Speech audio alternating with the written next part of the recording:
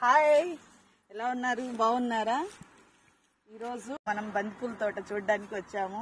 బాగుంది చాలా. చూడండి ఎట్లా ఉందో బంతిపూల తోట. పూలు చూడండి ఎట్లా ఉన్నాయి.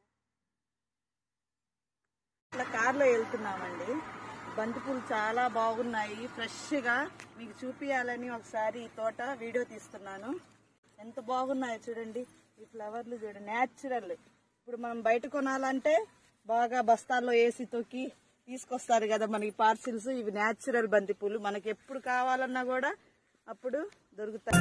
పూలమే పిల్ల పూలమే పిల్ల గుండెను ఎల్లా దండగా అల్లా పూలమే పిల్ల.